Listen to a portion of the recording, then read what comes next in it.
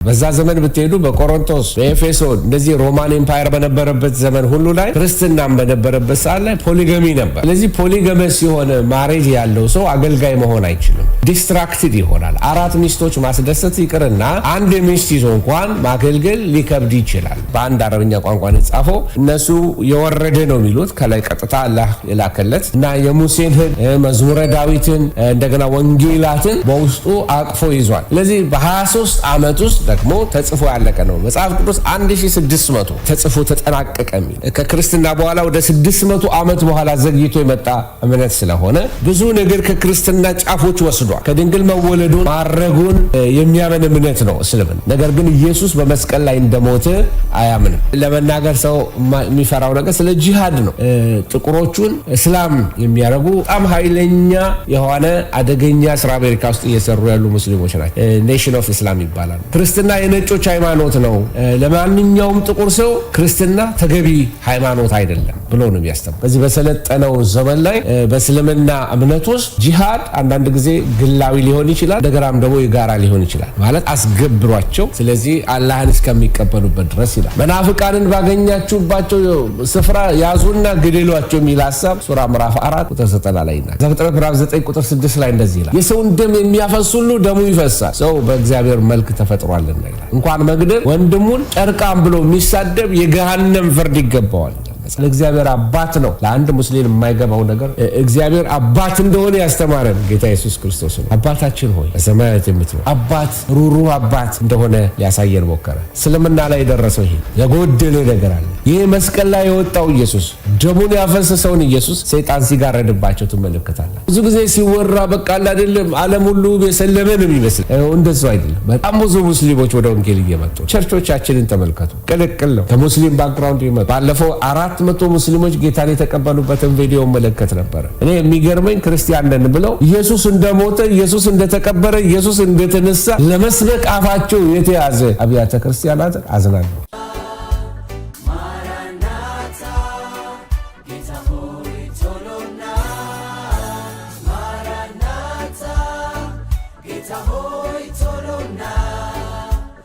ጎረቤትህን ወቅ አብረን ነው የምንኖረው እና እንዴት ነው ልናገለግላቸው የምንችለው? እምነታቸው ምንድን ነው? የሚያደርጉት ለምንድን ነው በሚል ነው። እስልምና ወክዬ አይደለም የምናገረው፣ ጎረቤትህን ወቅ በሚል ስለ እስልምና ለማወቅ እየተማርን ነው። እና እንግዲህ በእኛ እምነት በክርስትና አምነን ተምረን አልጨረስንም፣ አውቀን አልጨረስንም። መጽሐፍም ያስተምረን ይሄንን ነው። ስለዚህ ለማወቅ እንማራለን። ይሄ ማለት ግን እኛ ጋር እውነት ጠፍቶ እውነት ፍለጋ አይደለም። ይሄንን በግልጽ መናገር ፈልጋለሁ። እውነት ኢየሱስ ነው። ይሄንን እውነት ለሰዎች እናስተዋውቃለን። እንዴት አድርገን እናስተዋውቅ በሚል በዛ መንገድ ጎረቤታችንን በማወቅ እናስተምራለን እንጂ እውነትን ፍለጋ አይደለም የምንማረው። ማለት ሌላ እውነት አለው ወይ ከኢየሱስ ሌላ ሃይማኖቶች ውስጥ ሌላ እውነት አለው ወይ ብለን ሌላ መንገድ አለው ወይ ሌላ ህይወት አለው ወይ ብለን አይደለም እየፈለግን ያለ ነው። ስለዚህ በዛ መንገድ ክሊር ይሆንልን። ሌላው ዓላማችን ደግሞ ክርክርም ሙግትም ፍለጋ አይደለም። ያ ቦታና ጊዜ ያለው እንደ ቦታው እንደ ጊዜው አስፈላጊ በሆነ ሰዓት ሊደረግ የሚችል ነው። ግን ክርክርን እና በሙግት ሰዎችን ወደ እግዚአብሔር መንግስት አናመጣቸው። ስለዚህ በፍቅር ወንጌል እንዴት እንደምንሰብክ ለማስተማር ነው። እግዚአብሔር እናመሰግናለን። እርግጠኛ ነኝ ወደፊት በዚህ በወንጌል ነገር ሸክሙ እየጨመረ ለሚመጣ ሰው ጥሩ መሳሪያ ይሆነዋል ብዬ አምናለሁኝ። እንግዲህ ስለ ነብዩ መሐመድ ጀመርን። የእስልምና ጀማሪው አባታቸው አብደላ እናታቸው አሚና ይባላሉ እና አባታቸው በሞት ወደ አያታቸው ጋር እንደወሰዳቸው ጎሳቸው ደግሞ በዚህ በሳውዲ አረቢያ የቁረይሽ ጎሳ መሪ ጎሳ እንደነበሩ አጎታቸው አቡ ጠሊብ ደግሞ አያታቸው ደግሞ ሲሞቱ ወስደው እንዳሳደጓቸው ከዛም ከዲጃ የምትባል አንዲት ባለጠጋ ሴት አግብተው የ25 ባልሳሳት እሳቸው 25 ዓመት ከዲጃ ደግሞ የ40 ዓመት ሴት ሆና በመካከላቸው ያለው ክፍተትን ምንም ሳይመስላቸው ተጋብተው የእሷን ሀብት ያስተዳድሩ እንደነበረ ብዙ ቦታ ይጓዙ እንደነበረ በንግድ ግመሎችን ይዘው እና በተለይ ደግሞ መንፈሳዊ ህይወታቸውን በተመለከተ ኑር ተራራ የሚባል አካባቢ በሳውዲ በተደጋጋሚ በዛ ጥሞና ጊዜ ያረጉ እንደነበረ እሳቸው በቁርአን እንደሚናገረው እንግዲህ ከ610 ዓመተ ምህረት አካባቢ ይመስለኛል የመላእክትን መገለጥ እንደተቀበሉ ነብዩ እና በመካ ነዋሪዎች ትምህርቱ መጀመሪያ ተቀባይነት እንዳልነበረው ወደ መዲና እንደተሰደዱ ሂጅራ የሚለውን ቃል ተጠቅሜ ተነጋግረናል እና ከዛ በኋላ ደግሞ ከመዲና ሰዎች ጋር ተግባብተው ለእስልምና ትልቅ ለውጥ እንደመጣ በተለይ በ621 አካባቢ እስልምና ከ621 እና 22 ትልቅ ለውጥ እያመጣ ኢንፍሉዌንሻል እየሆነ የመጣበት ጊዜ ነበረ እና እንግዲህ ነብዩ መሐመድ በጣም ኃይለኛ በሆነ ኃይል ወደ መካ እንደተመለሱ ወይንም ጦር ይዘው ማለት ነው እና መካውያንም ምንም አይነት ተቃውሞ ሳያረጉ ሰሬንደር እንዳረጉ መካ አሁን የእስልምና ማዕከል እንደሆነች መካ መዲና ታውቃላችሁ አሁን ባለበት ቦታ ማለት ነው እና ከዛ በኋላ ካሊፌትስ ወይንም ካሊፍ በሚባሉ ሰዎች ወይንም በሳቸውን የተኩ ሰዎች ተተኪዎች እስልምና እንደቀጠለ እስከ አውሮፓ እስከ አፍሪካ እስከ እስያ እንዴት እንደተንሰራፋ እና በመጨረሻ ይሄ የካሊፍነት ስርዓት ወደ ኦቶማን ኢምፓየር እንደተቀየረ እንመለከታለን ኦቶማን ኢምፓየር ማለት ተርኪሽ ኢምፓየር ወይንም የቱርክ ማለት ነው እና ይሄ ኮንስታንቲኖፕል ወይንም የኮንስታንቲን ዋና ከተማ የሆነችው የዌስተርን ዩሮፕን ዋናውን ክፍል እንደያዘ ኢስተርን አውሮፓውን ክፍል እንደያዘ ቱርክ ትመለከታላችሁ የግሪክን ቴሪቶሪዎች እንዴት እንደወረሱ በታሪክ ውስጥ ትመለከታላችሁ ሮማን ኢምፓየርን የምታጠኑ ሰዎች በኋላ አሁን ኤፌሶን ምናምን ሰባቱ አብያተ ክርስቲያናት በሙሉ በቱርክ ኢምፓየር ውስጥ ናቸው በቱርክ ሀገር ውስጥ ናቸው ምክንያቱም የዚህ የኦቶማን ኢምፓየር ወሮ በወረራ የያዘው ቦታ ነው እና በዓለም ላይ እንግዲህ በፍጥነት እያደገ ያለ ሃይማኖት ምንድነው ቢባል የእስልምና እምነት ነው በአሜሪካን ሀገር በጣም በፍጥነት እያደገ ነው በብላክ አሜሪካንስ መካከል በጣም እያደገ ነው እና ብዙ ወደ ቁጥራቸው ስታቲስቲክስ እጄ ላይ ቢኖረኝ ወደ 6 ሚሊዮን የሚሆኑ ብላክ አሜሪካንስ እና ሌሎችንም ጨምሮ ወደ 6 ሚሊዮን የሚሆኑ ሰዎች እስላሞች አሉ ቀለማቸው እንድተውና እና ብዙ ጊዜ የሚስፋፋው በእስር ቤት እያሉ ብላክ አሜሪካንስ ብሶትም ስላላቸው እኩልነት አላገኘንም በነጮች ተገፋን ስለሚሉ ከዚህ የተነሳ የነጮች የሆነውን ሃይማኖት ወይንም ክርስትና የነጮች ሃይማኖት ብለው ነው የሚጠሩት ከዚህ የተነሳ ከዛ እየሸሹ ወደ እስልምና ይገባሉ በቀርታ በዲትሮይት ሄዳችሁ ብትመለከቱ በጣም በዓለም ላይ ትልቅ የእስልምና ማዕከል ያለው አንዱ ዲትሮይት ነው ዲትሮይት ብዙ አፍሪካን አሜሪካንስ ሁሉ ነገራቸው አለባበሳቸው ጺማቸው ሁሉ ነገራቸው እንደ ማንኛውም የእስላም ሀገር ሆኖ ያለ ነው ታላቁ የሞተው ማነው ስሙ ጋዳፊ ትልቅ እርዳታ ለከተማዋ እንደሰጠ ለዲትሮይት ከተማ እንደሰጠ በሚሊዮን የሚቆጠር ገንዘብ እንደሰጠ ያቺ ከተማ በጣም በሙስሊሞች የታወቀች እንደሆነች ትመለከታላችሁ እና ቢያንስ ወደ በ40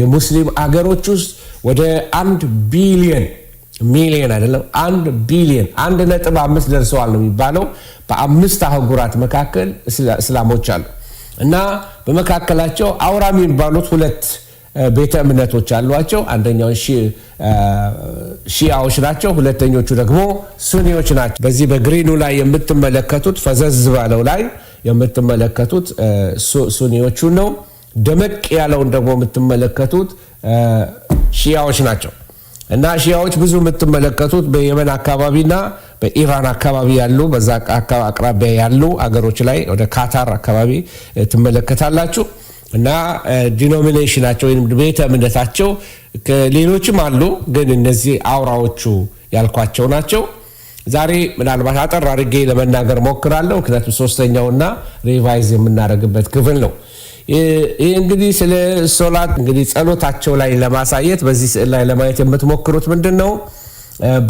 ባል ከሚስት ጋራ ሲጸልይ ሚስቱ ለጊዜ ከኋላው ባል ደግሞ ከፊት እንደሚሆን እንደገና ደግሞ አባት ከወንድ ልጁ ጋራ ሲሆን ጎን ለጎን እንዴት አብረው ቆመው እንደሚያመልኩ እንደገና ደግሞ ባል ከሚስትና ከሴት ልጇ ጋራ ስትሆን ደግሞ ከኋላ ሴቶቹ ወንድ ከፊት እንደሚሆን እንደገናም ደግሞ እናት ከሴት ልጆቿ ጋራ ስታመልክ ወይም ስትሰግድ ሶላት ስታረግ መደዳ እንዴት እንደሚቆሙ ታያላችሁ ይሄ ደግሞ አባት ከወንድ ልጆቹና ከሚስቱ ጋራ ሲያመልክ ኢቭን ከወንድ ልጆቹ ኋላ ነው ሚስት የምትሆነው ሴት ያላትን ቦታ እንድትመለከቱ ነው ሴም ታይም ደግሞ አባት ከወንድ ልጁ እና ከሴት ልጆቹ ጋር ሲጸልዩ ሴት ልጅ ከእናቷ ጋር፣ ወንዱ ልጅ አጠገቡ አብረው ነው የሚሰግዱት። እንደገና ከቤተሰቡ ጋር ሲጸልይ ደግሞ ሴቶቹ አሁንም ከኋላ፣ ሕፃንም ቢሆን ወንድ ከሆነ ደግሞ ከፊት እንደሚሆን ስዕሉ ላይ ያሳያችኋል። ይሄ ደግሞ ከወንዶች ልጆቹ ጋር ሲጸልይ የሚሆነውን ትመለከታላችሁ።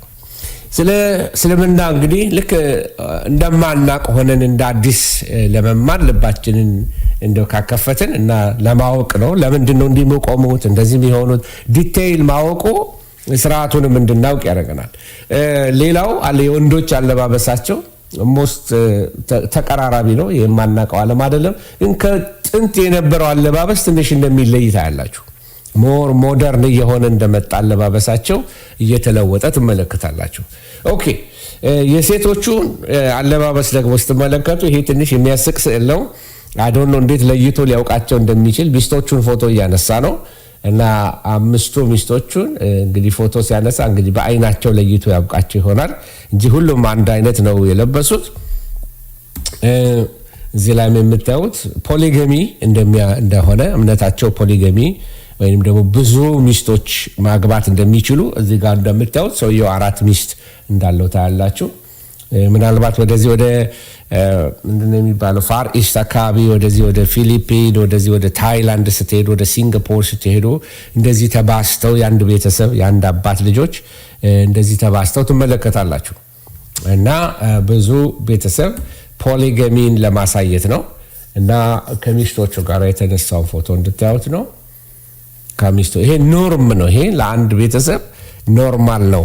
አንድ ባል 4 ሴቶች አግብቶ መኖር ኖርማል ነው። እነሱ ሰፕላይ ማድረግ እስከቻለ ይሄ አንደኛ ሶሻል ነገርም አለው። ምን ማለት ነው? ለምሳሌ በማህበራዊ አያያዝ መንገድ ለምሳሌ ሴት ባሏ ቢሞትባት አንድ ወንድ ሄዶ ቢያገባት እርሻን የሚያርስላት ልጆቿን የሚያሳድግላት ማግኘት ለሷ ቀላል አይደለም። ስለዚህ በማህበራዊ ሴት እናንተ እንደዛ አድርጋችሁ ተመልከቱት። በመጽሐፍ ቅዱስ ሄዳችሁ ስትመለከቱ ግን በአዲስ ኪዳን ክርስትና አንድ ወንድ ለአንድ ሴት ነው። የአንዲት ሚስት ባል ብሎ መጽሐፍ ቅዱስ የሚነግረንም በአንድ ጊዜ ከአንድ ሴት ጋር የተጋባ ፖሊገመስ ያልሆነ ማለት ነው። ፖሊገመስ ወይም ደግሞ ብዙ ሚስቶች በአንድ ጊዜ የሌለው ማለት ነው። በዛ ዘመን ብትሄዱ በቆሮንቶስ፣ በኤፌሶን እንደዚህ ሮማን ኤምፓየር በነበረበት ዘመን ሁሉ ላይ ክርስትናም በነበረበት ሰዓት ላይ ፖሊገሚ ነበረ። ስለዚህ ፖሊገመስ የሆነ ማሬጅ ያለው ሰው አገልጋይ መሆን አይችልም። ዲስትራክትድ ይሆናል። 4 ሚስቶች ማስደሰት ይቅርና አንድ ሚስት ይዞ እንኳን ማገልገል ሊከብድ ይችላል። ስለዚህ ኑሮ ዲስትራክትድ እንዳይሆን የአንዲት ሚስት ባል የሚል ሕግ ትመለከታላችሁ። እሺ እንግዲህ ከኔ ይልቅ የምታውቁ ሰዎች ልትኖሩ ይችላላችሁ። እንደ አካባቢውም እስከ 7 ሚስት የሚሉ እመለከታለሁ። ግን ይሄ አንዱ የእስልምና ባህል ነው። እስልምና የሚፈቅድላቸዋል። ይህ እነሱ ሃይማኖታቸው ነው። እሺ አለባበሳቸውን በተመለከተ ሙስሊም ሴቶች አለባበሳቸው ለየት ይላል። እዚህ ላይ የምትመለከቱት የመጀመሪያው ቡርቃ ይባላል። ይሄ ቡርቃ ሙሉ ለሙሉ ፊትን ይሸፍናል። እንደ ወንፊት ያለ ነገር ታያላችሁ ፊታቸው ላይ። በዚህ በአፍጋኒስታን አካባቢ ፓሽቱን የሚባሉ ትራይቦች አሉ እና እዛ አካባቢ ያሉ የሚለብሱት ነው።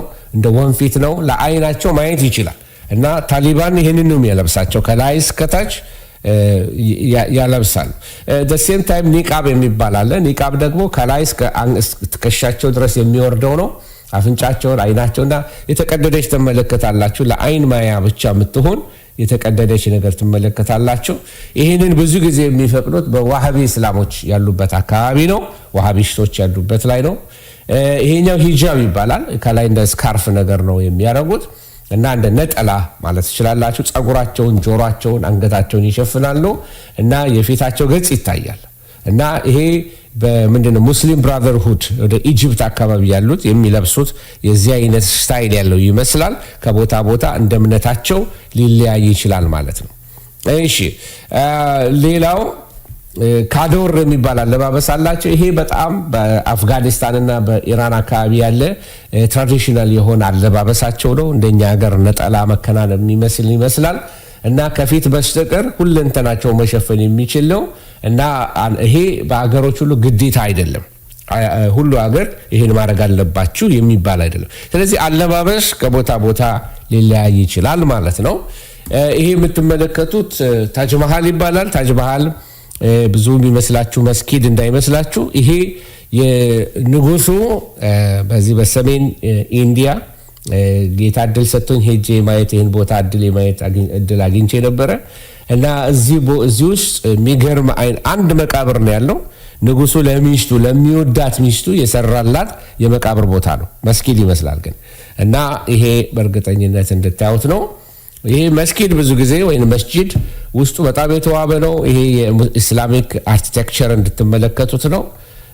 እንዲህ አይነት አርት አለው። በጣም የሚያምር ውበት ያለው መስጊዶች አሉ። በዓለም ላይ የታወቁ መስጊዶች አሉ በጣም ውበት ያላቸው እና ሌላው እነዚህ ውስጡ የምትመለከቱት እነዚህ በውስጡ የተመለከታችኋቸው የአርኪቴክቸሩ እንድታዩት ነው። ውስጡ ያለውን የስዕሉን አይነት በተለይ በአርኪኦሎጂ በዚህ በህንፃ ስራ ውስጥ ያላችሁ ሰዎች ካላችሁ በአርኪቴክቸር በጣም የሚገርም አይነት የሰለጠነ የህንፃ አሰራር ሲስተም አላቸው። እንደ ዶም ሼፕ የሚሰሩት ማለት ነው። እና ይሄን ማሳያችሁ ለምንድን ነው? ፓርት ኦፍ የዚህ ዓለም አንዱ ክፍል ነው እስልምና። እና አለባበሳቸው ብዙ ጊዜ ለትችት ይቀርባል። ሴቶችን በሚገባ ስለሚሸፍን አለባበሳቸው አንዳንድ አስተማሪዎች በመጽሐፍ ሁሉ የተጻፈ ተመልክተናል። እና በመጽሐፋቸው ላይ ምን ብለው ነው የሚጠሩት? አረባዊ መጋረጃ ብሎ የጠቀሱ አባት አሉ አሁን የጻፉ። እና አረባዊ መጋረጃ አባባላቸው ምንድነው? ሚስቶቻቸው ተከድነው ነው የሚሄዱት፣ ከላይ እስከታች ተጀብነው ነው የሚሄዱት የሚል አሉታዊ ወይም ኔጌቲቭ የሆነ አመለካከት ያላችሁ። እንዲህ አይነቱን አለባበስ ግን መጽሐፍ ቅዱስም ያስተምራል። ምክንያቱ ግን ይለያያል። ምክንያቱ በእስልምና ምናልባት ሴት ልጅ የወንድን ፍትወታዊ ስሜት እንዳትቀሰቅስ ለማድረግ ሆን ተብሎ መሸፈን አለባት የሚል ሲሆን፣ በክርስትና ግን ኮምፕሊትሊ ሌላ ነው። መጽሐፍ ቅዱስ ሲናገር ምን ይላል? ሴት ራሷን ባትሸፍን ጸጉሯን ደግሞ ትቆረጥ ይላል። ለሴት ግን ጸጉሯን መቆረጥ ወይም መላጨት የሚያሳፍር ከሆነ ራሷን ትሸፈን ይላል። ስለዚህ ይሄ የመሸፈን ነገር በአንደኛ ቆሮንቶስ ላይ ትመለከታላችሁ። ምዕራፍ 11 ቁጥር 5 አካባቢ ላይ በአዲስ ኪዳንም ትመለከታላችሁ። ስለዚህ ይሄ ከሆነ ብሎ የሚናገረው ካልቸራል ሴቲንግ አለው። አዲስ ኪዳን በግሪክ ካልቸር ነው የተጻፈው። ወደ የአረቦችን ካልቸር ይዞ ስለተጻፈ ቁርአን በዛ ካልቸር ነው ኢንተርፕሬት የሚያደርጉት እነሱ። መጽሐፍ ምን ይላል? ሴት የወንድን ልብስ አትልበስ፣ ወንድ የሴትን ልብስ አይልበስ። ይህን የሚያደርግ ይላል መጽሐፍ ቅዱስ ዘዳግም 22 ላይ ይህን የሚያደርግ በአምላክ በእግዚአብሔር ዘንድ የተጠላ ነውና ይላል። ስለዚህ አለባበስ ላይ ሄደን ስንመለከት ክርስትና ላይ አንዳንድ ጊዜ እውነት ለመነጋገር የሚያስፈልግ ነገር ነው። ይሄ በተለይ አዲሱ ትውልድ ሊረዳው የሚገባው ነገር አንዱ ወንጌልን በኑሯችን ነው የምንሰብከው። በቃላችን ኢየሱስ ጌታ ነው ብለን ሰፈር እያደነቆርን እየጮህን፣ በኑሯችን ላይ ደግሞ አለባበሳችን እንኳን እግዚአብሔርን መፍራት የማያሳይ ብዙ ጊዜ ተናግረው ሊሆን ይችላል። በተለያየ ቦታዎች ገጥመውኛል እንዲህ አይነት ነገሮች እና አጭር ቀሚስ የለበሱ ሴቶች ይመጣሉ እና ልክ ከሩቅ ሲያዩኝና ሰላም ሊሉኝ ሲፈልጉ እቤት ያለበሰችውን እዚህ በቃ መጎተት ይጀምራሉ። ቀሚሳቸውን ወደታች መጎተት እና ልብስ የሚለበሰው ቤት ነው ማለት ነው። እና ይሄን ልበሱ ይሄን አትልበሱ ለማለት ሳይሆን አፕሮፕሪየት የሆነ ለቦታው አፕሊካብል የሆነ ራት ላይ ሲኬድ አለባበሳለሁ፣ ቸርች ሲኬድ አለባበሳለሁ፣ ስራ ሲኬድ አለባበሳለሁ። ግን በሁሉም ሞደስቲ ጨዋነትን መላበስ አለብን ወገኖች። በተለይ ሴቶች እህቶቻችን ወንድ ስለሚሰናከል አይደለም። አንቺ ክቡር ሴት ስለሆንሽ አላደለም ተገላልጠው መሄድ አላደለም የሰው አይን እንዲሳቀቅ አድርጎ አለመልበስ አላደለም ሰው እንኳን አተኩሮ ሰላም እንዳይላችሁ የሚያደርግ ሚሰቅ አይነት አለባበስ ለብሶ ቸርች መምጣት በተለይ ጌታን እናውቃለን የምትሉ ሰዎች ብዙ ባንዳፈርና ለአዲስ ክርስቲያኖች መሰናክል ማንሆን ጥሩ ነው። እና ከኋላም ልብሳችን ራሳችንን የሚሸፍን መሆን አለበት። ከደረትም ሴት ራሷን መሸፈን አለባት። ይህንን ስል ከላይ እስከታች ትከናነም ማለት አይደለም። ሞዴስት የሆነ ለእሷ ከሰውነቷ ጋር የሚሄድ ከአየሩ ጋር የሚሄድ ጨዋነት የተሞላበት ክርስቲያናዊ አለባበስ አለ። ይሄ ለእናንተ ላስተምራችሁ አልችልም። እና ጨዋነት የሌለው አለባበስ ስንለብስ የሚያሳየው የውስጥ ማንነታችንን ባለባበሳችን እየገለጠ ነው። የውስጥ ማንነታችን ጨዋነት ካለበት የውጭው አለባበሳችንን ጨዋነት የሞላበት ነው። አያችሁ። ስለዚህ ኢቨን ያለ አይደለም በተለይ ወጣቶች በደንብ ብትሰሙኝ እንደው ደስ ይለኛል። በዚህ ኤሪያ ላይ እንደ ምክር ስሙ፣ እንደ ጀጅመንታል እንደ ፍርድና ሬጉሌሽን እንደ ዶግማ አይደለም የምነግራችሁ። ነገር ግን እንደ ምክር እንደው አለ አይደለም አሁን አንድ ከረሜላ የተላጠ ከሆነ አለ አይደለም የነፈሰበት ስለሆነ ማንም ሰው ሊበላው አይፈልግም። እና ትዳር የምትፈልጉ ከሆነ ሸፈንፈን ማለት መገላለጡ፣ ራስን መገላለጡ፣ ሰጂውስ ማረጉ ይሄ የዓለም ነው።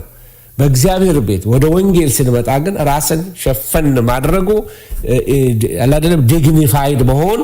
አንደኛ ያሳደጉን ቤተሰቦች አሉ፣ ያሳደገን ማህበረሰብ አለ፣ የምንወክለው ወንጌል አለ፣ እናምንባለን ኢየሱስ ጌታ ነው ብለን የምንጮህለት ጌታ እያለን አለባበሳችን ከዛ ጋር የማይገጥም ከሆነ ጌታን በዚህ አናስከብረውም ማለት ነው።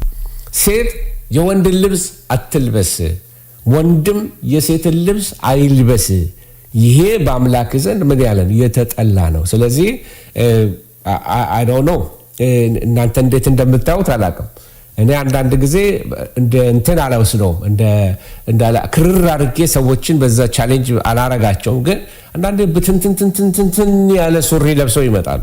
ይሄ ቅድድድድ ያለ ነገር ቡቱቶ እና ይህንን ቡቱቶ ጂንስ ዘመናዊ ነው፣ ሞደርን ነው። አይዟቸው እኔ ውጪ ነው የኖርኩ ብዙ ዘመን እና ሳላውቀው ቀርቼ አይደለም፣ ግን ሚኒንግለስ ይሆንብኛል እና ስቀርባቸው እምላቸው ይሄንን ነው። ሰዎችን በጣም ጉልበትሽ ላይ ተቀደደብሽ፣ በጣም ጸሎት አብዝተሻል ማለት ነው፣ ጌታ ይባርክሽ፣ በርቺ ይላታል። እና መጸታዊ በሆነ መንገድ ትክክሉን መንገድ ያስፈልገናል ማለት ነው። እና አንዳንድ ጊዜ አይደለም ለኛ ከኛ ፐርሶናሊቲ ጋር የሚሄድ አለባበሶች መልካም ናቸው እላለሁ። እና እስልምና ጋር ስንመጣ ግን ልብሱ እንደዚህ ትርበስ እንደዛ ትርበስ ይህን ትሸፈን የሚባለው ወንድየው ያለውን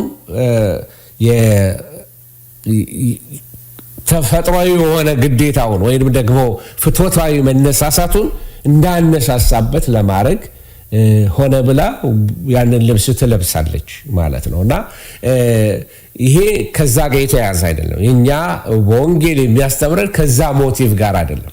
እና ስለ ኒቃብ እያልኳችሁ ነው። ፊትን ጨምሮ ሰውነትን ሁሉ የሚሸፍን አለባበስ ነው። በመጽሐፍ ቅዱስም ይህ አይነቱ አለባበስ አንዳንድ ቦታ ላይ ትመለከታላችሁ በእግዚአብሔር ቃል ላይ። ለምሳሌ በመኃልየ መጽሐፍ ላይ ሄዳችሁ ስትመለከቱ መኃልየ ምዕራፍ 6 አካባቢ ላይ በአይነ ርግብ መሸፈኛሽ ውስጥ ጉንጭሽና ጉንጭሽ እንደተከፈለ ሮማን ናቸው ይላል። በአይነ ርግብ መሸፈኛሽ ውስጥ ይሄ ፊቷ ተሸፍኗል ማለት ነው። እንደገናም ደግሞ ምን ይላል? እርሷም ይላል ስለ ርብቃ ሲናገር መሸፈኛ ወስዳ ተከናነበች ይላል። መሸፈኛ ወስዳ ተከናነበች። መኃልየ ምዕራፍ 5 አካባቢ ላይ ሄዳችሁ ስትመለከቱ ከተማይቱን የሚዞሩ ጠባቂዎች አገኙኝ፣ መቱኝ፣ አቆሰሉኝ። ቅጥር ጠባቂዎችም የአይነ ርግብ መሸፈኛዬን ወሰዱት፣ ሻሼን ወሰዱብኝ። ይሄ ቡርቃውን ወይንም ደግሞ ኒቃቡን ከላይ ላይ ወሰዱብኝ ማለቷ ነው። መጽሐፍ ቅዱስም ውስጥ አለ ልላችሁ ነው። በአይነ ርግብ መሸፈኛ ውስጥ አይኖችሽ እንደ ርግብ ናቸው ይላል።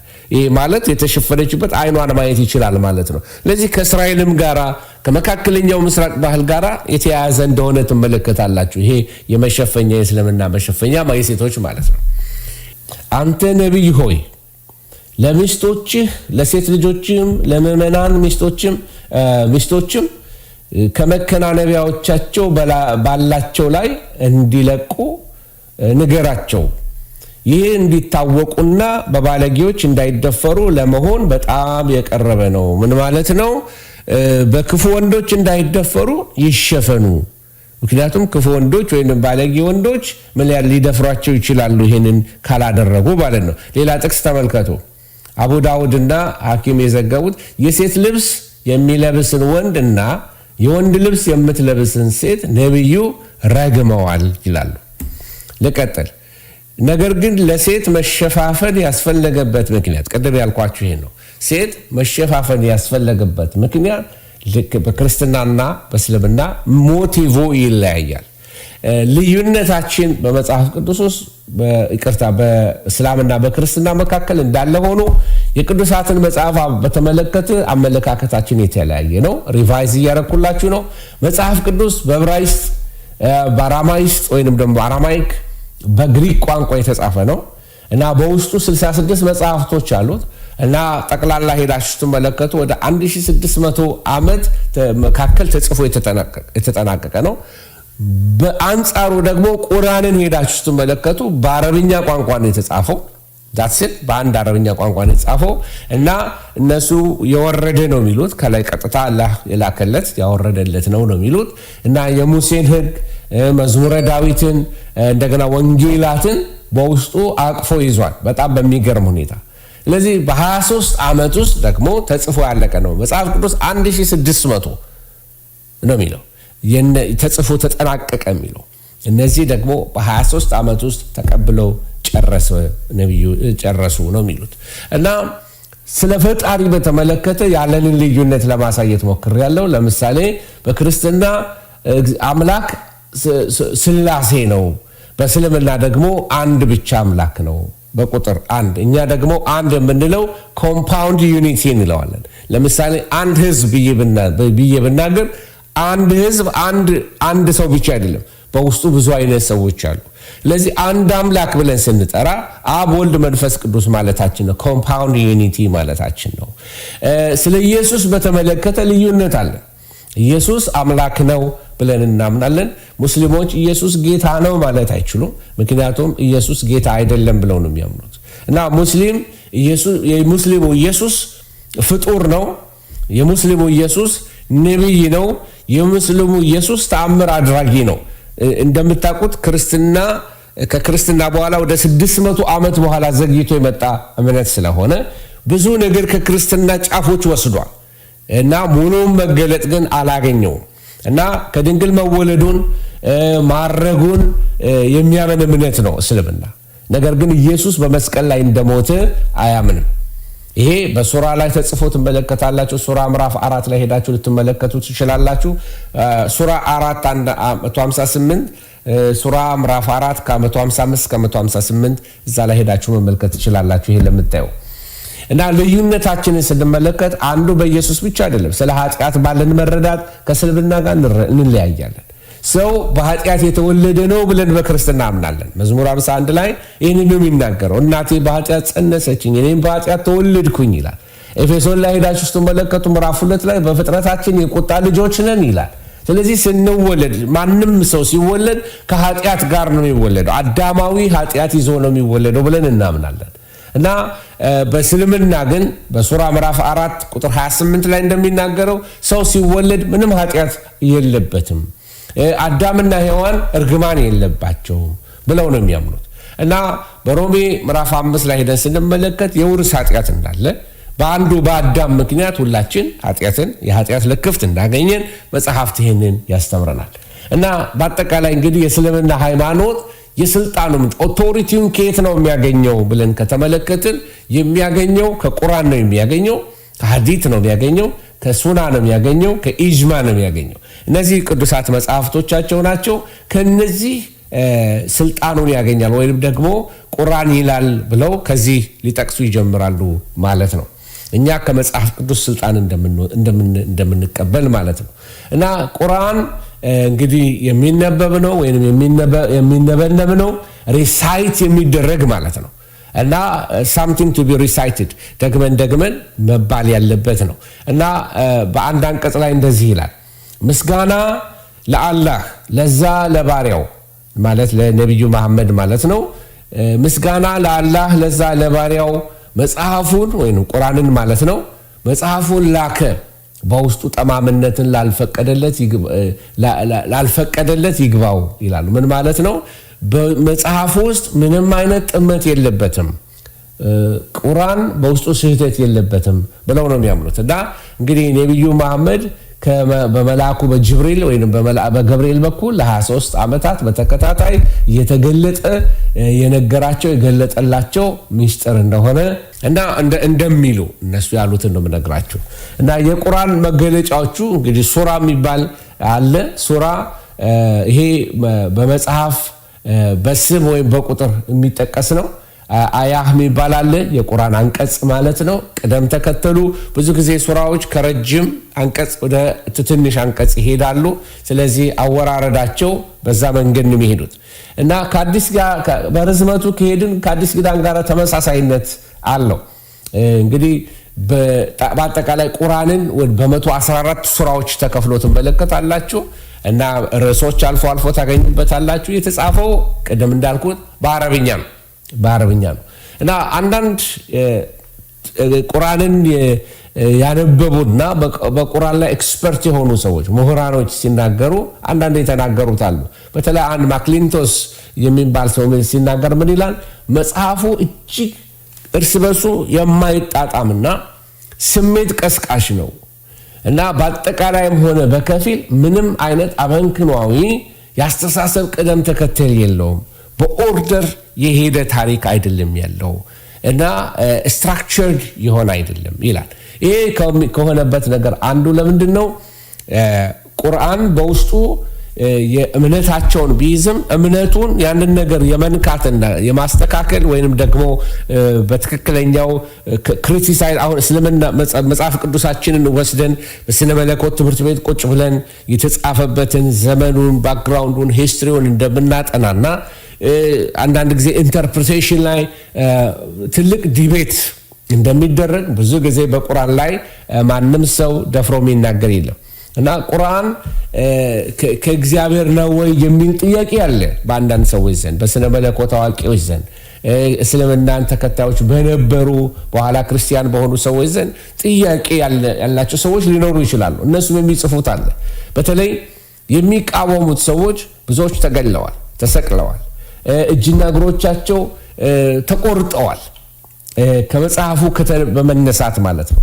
እና አንዳንድ ጊዜ ስነ ምግባር የጎደላቸው ሴቶች ሲገኙ ሴትን ልትመክራት እንደገና ደግሞ አይደለም በመጠኑ ልትደበድባት ትችላለህ የሚል አመለካከት አላቸው። ይሄ በመጽሐፍ ባይጻፍም ክርስቲያንም የሆነ ሰው የሚያደርገው ነገር አለ፣ ሴትን አናሳ አድርጎ የመመልከት እና በአንድ ዘመን ላይ አንድ ይህንን ቁርአንን የሚቃወም ሰው አንድ መጽሐፍ ጻፈ፣ ሰይጣናዊ ጥቅሶች የሚል እና ሳታኒክ ቨርስስ የሚል መጽሐፍ ጻፈና it was in the 80s አስታውሳለሁ። ኃይለኛ ረብሻ ነበረ፣ እንዲገደሉ ለአዋጅ ወጥቶበት ነበር፣ ይፈለግ ነበር። አይ ቲንክ ካናዳ ወደ አሜሪካ ነው ተደብቆ እስካሁን ያለው እና ሰይጣናዊ ጥቅሶች የሚል መጽሐፍ ጽፎ ማለት ነው። እና የሚቃወሙት ሰዎች አሉ፣ ሬዚስት ያደረጉት ሰዎች አሉ። ከዚህ የተነሳ ደግሞ እስካሁን ድረስ የምትሰሙት በስዊድን በኔዘርላንድስ አይደለም ሰሞኑን ከነበረው ቁርአን የማቃጠል ነገር ላይ ሬዚስተንስ ትመለከታላችሁ። ሴቶችን ይጨቁናል እስልምና የሚሉ ተቃዋሚዎች እንዳሉ በየቦታው ትመለከታላችሁ። እና ስለ ቁርአን ልክ ነው ልክ አይደለም ሳይሆን ስለ እምነቱ ዙሪያውን ኢንተሌክቹዋል ነገር ነው ማሳያችሁ፣ ኢንተሌክቹዋል ዲስከሽን ለማድረግ ነው። እና ይህንን ስንል ግን እውነትን ምንሸፍነው ነገር አይደለም። አንዳንድ ነገሮችን እንነጋገር። የእስልምና ትምህርቶችን በተመለከተ የእስልምናን አስተምህሮ ስንመረምር 5 የእስልምና መሰረቶች እንዳሉ፣ ኢማን 6 አይነት የኢማን ወይም እምነት መርሆች እንዳሏቸው፣ የቁርአኑ አምላክና የመጽሐፍ ቅዱሱ አምላክ አንድ ነው አይደለም የሚለው፣ የቁርአኑ ኢየሱስና የአዲስ የመጽሐፍ ቅዱሳችን ኢየሱስ አንድ ናቸው ብዬ አላምንም። የቁርአኑ ኢየሱስ ያልተሰቀለ ኢየሱስ ነው። የቁርአኑ ኢየሱስ ነብይ የሆነ ኢየሱስ እንጂ አምላክ ያልሆነ ኢየሱስ ነው። ከመቃብር ያልተነሳ ነው። ያረገ ነው ግን ከመቃብር ያልተነሳ ነው። እና ሞቱ ለክርስትና ቁልፍ ነው። መስቀሉ የክርስትና ቁልፍ ነው። ደሙን በማፍሰስ የኃጢአት ስርየት ያገኘንበት ቦታ ስለሆነ እዛ ጋር ሲደርስ ጠላት እንዴት እንደሸፈነባቸው ትመለከታላችሁ። እና የእስልምናን እንግዲህ አስተምህሮትን በተመለከተ ስለ 5ቱ የእስልምና ምህሮች ስናገር ስለ ሻዳ ነግሬያቸዋለሁ። አላህ ኢላላህ የሚለው ታውቁታላችሁ አይደለም? ከአላህ በስተቀር ሊመለክ የሚገባው አምላክ የለም፣ መሐመድ መልእክተኛው ነው ብሎ አንድ ሰው በአፉ ኮንፌስ ካደረገ ሻዳ ይባላል። ይሄ እና ሌላው ጸሎት እንዳላቸው ጎህ ላይ እንደሚጸልዩ ማለት ሲነጋጋ፣ ቀትር ላይ እንደሚጸልዩ ማለት እኩለ ቀን እንደሚጸልዩ፣ ጀንበር ስትጠልቅ ምሽት ላይ እንደሚጸልዩ እነዚህን ነገሮች መቼም በእስልምና ባለበት ሀገርም ስለምንኖር በእስላም ሀገሮችም የምንኖራለን። እንደገና በጎረቤቶቻችን ዙሪያችንን በእስልምና ስለተከበብን እስላሞች ጋር አብረን በባህል ሼር እናደርጋለን። ባህል ጉርብትና ሼር እናደርጋለን። በምሽት ሶላት ያቀርባሉ እና የመተጣጠብ ስርዓት አላቸው እና ከመስጊዶቻቸው አንዱ ታዋቂ የሆነው አልአቅሳ መስጂድ ይባላል። በኢየሩሳሌም የምታዩት ይሄ ጎልደን ዶም ያለው እና በዛ ነብዩ መሐመድ ከፈረስ በሚያንስ ከአህያ በሚበልጥ ነጭ እንስሳ ከመካ ወደ ኢየሩሳሌም እንደተወሰዱ እና ከኢየሩሳሌም በሙሴ ታጅበው ወደ ሰማይ እንደተወሰዱ እዚያ ያሉ ደግሞ ነብዩ መሐመድ የዕለቱን ጸሎት ይሄ የቀን ጸሎታቸው ማለት ነው ከ50 ወደ 5 ዝቅ እንዲል እግዚአብሔርን እንደተማጸኑ ይሄ የተለያየ አስተምህሮት አላቸው እና 5ቱ የእስልምና መርሆችን ስንነጋገር አንዱ የተነጋገረው ስለ ዘካት ወይም ስለ እሱ ስንነጋገር ስለ ምጽዋት ስንነጋገር ይሄ የግዴታ በጎ አድራጎታዊ ነው እና በውስጡ መልካም ነገር ያለበት ሰው ሁሉ ሊያረገው ቢገባ መልካም እንደሆነ እንመለከታለን። እና ስለ ጾም ስንነጋገር በየዓመቱ በረመዳን ወር በቃ ሁሉም ሙስሊሞች ከመጀመሪያው ብርሃን ጀምሮ ከጠዋት ከንጋት ማለት ነው እስከ ፀሐይ መግቢያ ድረስ የሚጾሙበት ወር እንደሆነ ይሄንን በአካል ይሄንን ማድረግ ካልቻሉ ለቀረው ቀን ሁሉ እንደገና ተቸግረው መጾም ሰዎች መመገብ እንዳለባቸው ዘካት ማድረግ እንዳለባቸው እንደገናም ደግሞ ልጆች ከጉርምስና ጀምሮ መጾም እንደሚጀምሩ ጸሎትን ማክበር እንደሚያስተምሯቸው ይሄ ትልቅ ምንማረው መልካም ነገር ነው። ለአፕሪሺየት መደረግ ያለበት ነገር ነው። ስለ ሀይ ስንነጋገር ይሄ ዓመታዊ ጉዞ የሚያደርጉት ነው እና ለሚችሉ ሰዎች የሚሆን ነው። በየዓመቱ ወደ 2 ሚሊዮን የሚጠጉ ወደ መካ እንደሚሄዱ ይነገራል። በሚሊዮን ነው የሚቆጠረው እና እንግዲህ ይሄ በጣም ወሳኝ በዓላቸው ነው እና ብዙ ጊዜ ቀናቸውንም ካላንደራቸውን ኦፐሬት የሚያደርጉት በጨረቃ እንጂ በፀሐይ እንዳልሆነ ታውቃላችሁ። እና ተጓዦቹ ለየት ያለ ልብስ ይለብሳሉ። ሀብታሙም ድሃውም አንድ አይነት ያንን ነጭ የሆነውን ጀለቢያ የሚመስለውን ነጩን ልብስ ለብሰው ነው የሚሄዱት እና የተለያየ አምልኮ ስርዓቶች አሏቸው። ይህንን በሚያደርጉበት ሰዓት ምናልባት ካባን ባሳያችሁ ቀድሞ የነበረው ከታች የምትመለከቱት በድንኳን ቀድሞ የነበረ ጊዜ ነው። አሁን ደግሞ የምታዩት በጣም የሰለጠነ ሆኗል እና የአምልኮ ስርዓቶች አሉበት። ካባን 7 ጊዜ ዞሩታል እየተሽከረከሩ እና ይሄ ሀጋር ውሃ ፍለጋ እንደተንከራተተች ያንን ለማሳየት ወደ 7 ጊዜ ይሽከረከራሉ ማለት ነው እና በመጨረሻ ጸሎትን ያደርጋሉ። ሌላው ብዙ ጊዜ ለመናገር ሰው የሚፈራው ነገር ስለ ጂሃድ ነው እና ትንሽ ፖለቲካል ይመስላል። ማንኛውንም ሃይማኖት ተጠቅመው የሚናገሩ ሰዎች አሉ ማለት አንዳንድ ሰዎች ክርስትናንም ተጠቅመው ወንጀል ሰርተዋል። ክሩሴደርስ የሚባሉ ሰዎች ነበሩ። ክሩሴደሮች አይሁዶችን አጥፍተዋል። ክሩሴደሮች እስላሞችን ገለዋል። በክርስትና ስም በካቶሊክ ስም ካቶሊኮች ክርስቲያኖችን ወይንም ደግሞ ይሄን መጽሐፍ አንቀበልም፣ ይሄን አይነት አምልኮ ትክክል አይደለም ያሏቸውንም ሌሎችን ክርስቲያኖች ገለዋል። ስለዚህ ስለ እስልምና ስናገር እኛ ጋር ይሄ እንደሌለ መሸፋፈኔ አይደለም እና እስላማዊ ጂሃዶች በየቦታው ይደረጋል። በተለይ በዚህ በሞደርን በዚህ በሰለጠነው ዘመን ላይ በእስልምና እምነት ውስጥ ጂሃድ አንዳንድ ጊዜ ግላዊ ሊሆን ይችላል፣ እንደገናም ደግሞ የጋራ ሊሆን ይችላል። በጎ ህይወት ለመምራት ተግባራዊ ሊሆን ይችላል። ሌሎች ሙስሊሞችን በበጎ አድራጎት በትምህርት በመንገዳቸው ላይ ሌሎችን በመርዳት እስልምናን በመስበክ ሙስሊሞችን ለመከላከል መታገል ልክ በሶሪያ እንደነበረው ከየቦታው ሊዋጉ እንደሄዱ ማለት ነው። እንደሱ አይነትም ጂሃዶች አሉ። የተለያየ አይነት የጂሃድ አይነቶችን እንደነገርኳቸው አሁን እና በዚህ በ21ኛው ክፍለ ዘመን ላይ የምዕራቡ ዓለም መገናኛ ብዙሃን በብዙ በጂሃድ ሐሳብ ላይ የሚሰነዝረው አንድ አይነቱን ነገር ብቻ ነው እና ይህን ስል ግን አንዳንዶች ጥያቄ ያላቸው ጥያቄው ምንድነው? ልክ ፕሬዚዳንት ኦባማ ምናሉ እስላም is a peaceful religion እስላም means peace ማለት ነው። ፕሬዚዳንት ቡሽም ሲናገሩ እስላም ማለት ፒስ ማለት ነው ብለዋል እና እውነት ነው ወይ? የሰዎች ጥያቄ አለ። እውነት እስላም ሰላም ነው ወይ? ይሄንን ፎቶ እንዳሳየዋቸው ክሩሴደሮችን አውጥተው እውነት ክርስትና ሰላም ነው ወይ ብለው ሊጠይቁ ይችላሉ ሰዎች። እነዚህ ሰዎች እስልምናን ይወክላሉ ወይ? እነዚህ የምታውቋቸው አይሲሶች ናቸው እና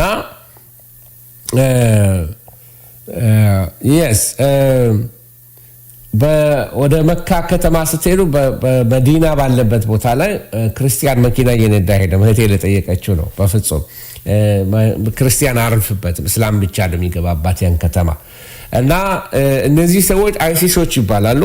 አይሲሶች ያመጡትን ዳሜጅ ታውቃላችሁ። ስንት ኢትዮጵያውያን እንደሞቱ ታውቃላችሁ በሚያሳዝን ሁኔታ እና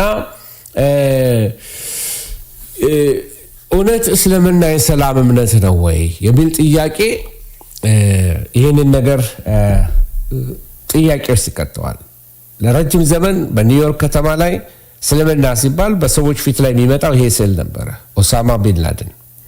በኋላም ደግሞ ትንሽ ቆይቶ ደግሞ ካሊፍ አቡበከር አልባግዳዲ የአይሲስ መሪ የነበሩት አጠገባቸው ላይ ፎቶን ቆርጬው ነው ማሽን ገን አለ እና እውነት እስልምና የሰላም እምነት ነው ወይ? ይሄ እንድንጠይቅ ያደርገናል።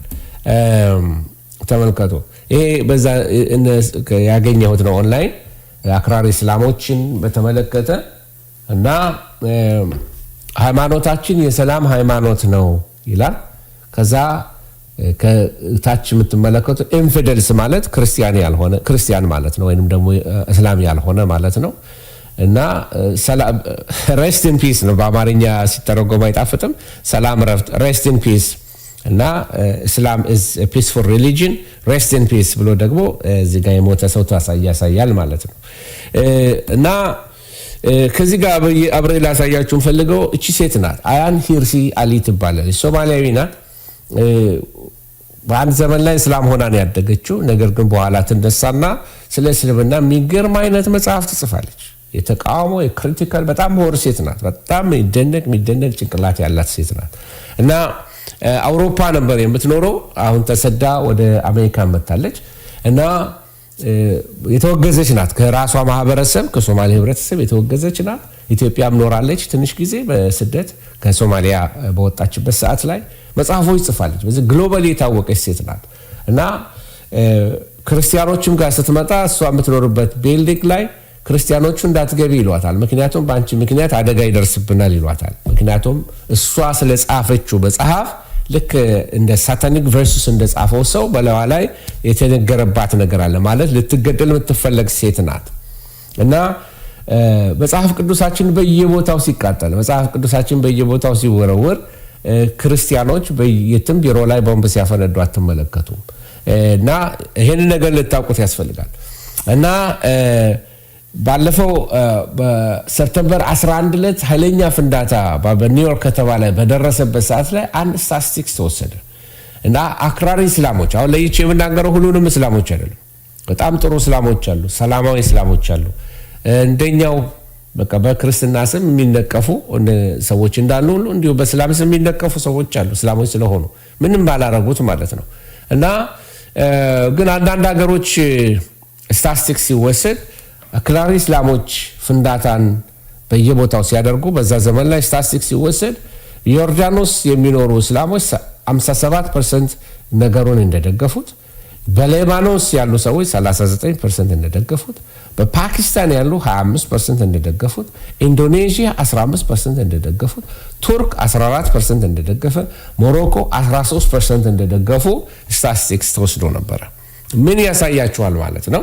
ይሄ የአመለካከት ልዩነት ነው። ሁሉም እስላም በጠቅላላው የሆነ ቦታ እስላሞች ቦምብ አፈነዱ ሲባል እሰይ እሰይ እልል ብለው የሚያጨበጭብ እንዳልሆነ፣ ነገር ግን አንዳንድ ቦታ ላይ ሰፕተምበር 11 በፈነዳበት ሰዓት ላይ ጭብጨባ እንደተደረገ ሰምተናል። በሀገራችን በአንድ ቦታው መጥቀስ አልፈልግም። እልልታ፣ ጭፈራዎች እንደተደረጉ ተሰምቷል። እውነት ነው አይደለም እሱ እግዚአብሔር ብቻ ነው የሚያውቀው። ስለሱ መናገር አልፈልግም። እና አክራሪ እስላሞች የሚባሉ ሰዎች እስልምናን ይወክላሉ ወይ? እስልምናስ ይህንን ያበረታታል ወይ? ከምን ተነስተው ነው እንዲህ አይነት ወንጀል ሊሰሩ የሚነሳሱት? እና አብዛኞቹ ሙስሊሞች ጂሃድ ወይንም ይሄ ቅዱስ ጦርነት ማለት ነው የቃሉም ትርጉም ያ ስለሆነ ቅዱስ ጦርነት እንደሚያመለክት ሁሉም ሙስሊም የሚረዳው ነው። እና እስልምና የሰላም ሃይማኖት መሆኑን አበክረን ከገለጽን እንዴት ነው ይሄ ነገር በቁርአንስ ይደገፋል ወይ ሰው ሲል ብቻ ሰምተን ነው የሚለውን ሄደን ስንመለከት እንደዚህ ይላል። በሃይማኖት ማስገደድ አይሆን ይላል ቁርአን። እውነት ከመጥፎ ነገር ግልጥ ነው። በመጥፎ የሚክድ በአላህ ያመነ ሰው የማትፈርስም የተረጋገጠችውን መያዣ ጨብጧል። አላህም ነገሩን ሁሉ ሰሚ አዋቂ ነው። አሁን እዚህ ላይ ይህን ቃል ሳነብላችሁ ሱራ ምዕራፍ 2 ቁጥር 256 ላይ ነው የምታገኘው። ምንድን ነው የሚናገረው? በሃይማኖት ማስገደድ አይኖር ማለት በእስልምና አታስገድዱ፣ በጦርነት አትሄዱ የሚል ይመስላል። ግን እርስ በርሱ የሚምታታ ነገር ሄዳችሁ ስትመለከቱ አንዳንድ ጊዜ ደግሞ ከማምኑ ጋር የሚደረገውን ምሁራዊ ትግልንም ለመግለጽ ጂሃድ የሚል ይጠቀሙበታል። አያችሁ፣ ለምሳሌ በመጽሐፍ ቅዱስና በቁርአን አርጊውመንት ሲደረግም ጂሃድ ብሎ ይጠቅሱታል። እና በሌላ ቦታ ላይ ደግሞ ምን ይላል? ከሃዲዎችን አትስማ፣ በእነርሱ ጂሃድ ላይ በቁርአን ኃይል ታገላቸው ይላል። ምናልባት ይሄ ስለ አርጊውመንት በቃል ስለሚደረግ ትግል የሚናገር የሚመስል ይመስላል። እና ሌላው ደግሞ ምናልባት ይህንን ባወጣላችሁ ደስ ይለኛል። እነዚያም በጂሃድ የታገሉት በመንገዶቻችን ላይ በእርግጥ እንመራቸዋለን፣ አላህም ከመልካሞቹ ጋር ነው ይላል። ይሄ በጂሃድ ምክንያት ስለሚሞቱ ሰዎች፣ ለምሳሌ ፓለስቲኒ አካባቢ ላይ አንድ ፍልስጤማውያን ከሞቱ ከእስራኤል ጋር ተጣልተው በጣም እንደ ትልቅ ሂሮ ነው የሚታዩት። እሱን ነው የሚናገረው። እና ይሄ ለምን አይነት ሳክሪፋይስ እንዳላቸው የሚያሳይ ነው። ስለ ጂሃድ ስንነጋገር እንግዲህ በቁርአን ውስጥ የጂሃድ አጠቃቀም ቀጥተኛ የሆነውን ላሳያቸው። ከነዚያ ከሚጋደሏችሁ ጋራ በአላህ መንገድ ተጋደሏቸው፣ ነገር ግን ጠብን አትጀምሩ፣ እነሆ አላህ ወራሪዎችን አይወድም ይላል። ተመልከቱ፣ ቁርአናቸው አይደግፈው።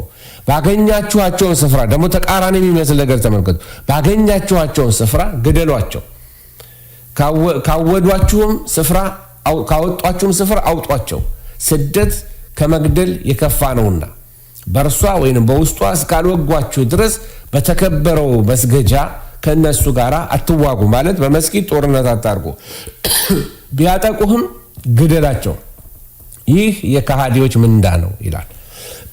እና በመጽሐፍ ቅዱስ ውስጥ እንደዚህ አይነት ተመሳሳይ የሚመስል ነገሮች አሉ። ግን ይሄ እስራኤሎችን ስፔሲፊክሊ ለእስራኤል እንጂ በአዲስ ኪዳን ላይ ለክርስቲያን የተሰጠ አትመለከቱ።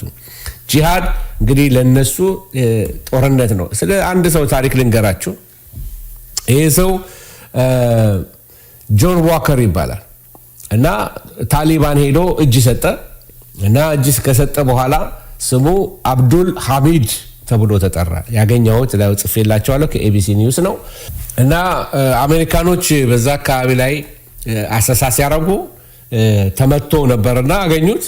በሚገርም ሁኔታ ከ6 ወር በፊት አፍጋኒስታን እንደደረሰ በአልቃይዳ ማሰልጠኛ ካምፕ ውስጥ እንደነበረ ቤንላዲንን ብዙ ጊዜ እንዳገኘው ለሲኤንኤን ላይ ሲናገር ትሰሙታላቸው። ምንድነው ጆን ዋከርን ከአሜሪካ እስከ አፍጋኒስታን ድረስ የወሰደው ብላችሁ ብትጠይቁ ጂሃድ ነው። እንግዲህ ይሄ ዋከር ያደገው ዋሽንግተን ዲሲ አካባቢ ነው። በተለይ ሲልቨር ስፕሪንግስ በሚባል አካባቢ ያደገ ልጅ ነው። በ16 ዓመቱ ነው ወደ እስልምና የተቀየረው። እና በቀጣዮቹ ዓመታቶች ውስጥ ወደ የመን ሄዶ አረብኛ ተምሮ ቁርአን ተምሮ ወደ ፓኪስታን ሄደ። ከ6 ወራት በፊት ታሊባንን የተቀላቀለ ሰው ነው ማለት ነው። እና ጋዜጠኞች ሲያናገሩት ትመለከታላችሁ እዛ ላይ። እና ትምህርቱ ምንድነው? ጂሃድ ነው። ብትሞት ለአላህ ነው የሞትከው። በሱራ ምንድነው የሚባለው? ሱራ ምዕራፍ 8 ቁጥር 39 ላይ ሃይማኖት ሁሉ ለአላህ እስከሚሆን ድረስ ተጋደሏቸው ይላል። እንግዲህ ስለ ሃይማኖት አትግደሉ የሚል ቅድም አንብቤላችኋለሁ። እዚህ ጋር እርስ በርሱ ይጣረሳል የሚለውን ነገር ላሳያችሁ ነው። በሱራ 9:29 ላይ ደግሞ በአላህና በመጨረሻው ቀን የሚያምኑትን እውነተኛውን ሃይማኖት የማይቀበሉትን የተዋረዱ ሆነው ግብር በእጆቻችሁ እስከሚሰጡ ድረስ ተዋጓቸው ይላል። ማለት አስገብሯቸው፣ ስለዚህ አላህን እስከሚቀበሉበት ድረስ ይላል። እና የተከበሩ ወራቶች ባለቁ ጊዜ አጋሪዎቹን ባገኛችሁባቸው ስፍራ ግደሏቸው። እና ምን ማለት ነው? ረመዳን በሆነበት ሰዓት ላይ አትግደሏቸው፣ ከረመዳን በኋላ ግን ምን አድርጓቸው? ግደሏቸው የሚል ትመለከታላችሁ። እሺ፣ መጽሐፍ ቅዱስ ዘፍጥረት ምዕራፍ 9 ቁጥር 6 ላይ እንደዚህ ይላል፣ የሰውን ደም የሚያፈስ ሁሉ ደሙ ይፈሳል፣ ሰው በእግዚአብሔር መልክ ተፈጥሯልና ይላል። ይሄ በእኛ መጽሐፍ ያለ ነው። እና እንኳን መግደል ነው። እንኳን መግደል አትግደል ስለሚል መጽሐፍ ቅዱሳችን እንኳን መግደል ወንድሙን ጨርቃም ብሎ የሚሳደብ የገሃነም ፍርድ ይገባዋል ይላል መጽሐፍ ቅዱስ። ስለዚህ ሲሪየስ ነው። ቁርአን ጦርነትን ያውጃል ወይ ብለን ከጠየቅን መጽሐፉ መግለጥ ብቻ ነው። ስደት እስኪጠፋ ድረስ ተዋጉ፣ ግደሉ ብሎ ሱራ ምዕራፍ 2 ቁጥር ከ1-91 ይህን ይናገራል። በእነዚያ በካዱ ሰዎች ልቦች ውስጥ ድንጋጤ እናስገባለን ይላል ሱራ ምዕራፍ 3 ቁጥር 152 ላይ። መናፍቃንን ባገኛችሁባቸው ስፍራ ያዙና ግደሏቸው የሚል ሐሳብ ሱራ ምዕራፍ 4 ቁጥር 90 ላይ ይናገራል። አይሁዶችና ክርስቲያኖች ሙስሊም እስኪሆኑ ድረስ ተዋጉ የሚል ሱራ ምዕራፍ 9 ቁጥር 29 ላይ ታገኛላችሁ። ስለዚህ በጂሃድ የሚሞት ሙስሊም የተከበረ ሆኖ ስለሚታይ ሰፕተምበር 11 ላይ እነዛ ሁለት ትልቅ ጀቶች የሁለቱን ታወሮች ሲመቷቸው ትመለከታላችሁ። በእርግጥ ከኋላው ፖለቲካል የሆነ ነገር እንዳለበት እናምናለን። ሁሉንም ሙስሊሞች ይወክላል ብለን አናምንም። ነገር ግን በዚህ እይታ እንድታዩት ነው። ስለዚህ እንደዚህ ይላል፣ በካሃዲዎች ላይ እስልምና እስኪቀበሉ ድረስ ማለትም ከጀሃነም ቅጣት እስኪድኑ ወይም ቢያንስ በእናንተ ጥበቃ ውስጥ እስኪያገኙ ድረስ በጂሃድ እንድትቀጥሉ በአላህ ታዛቸዋል።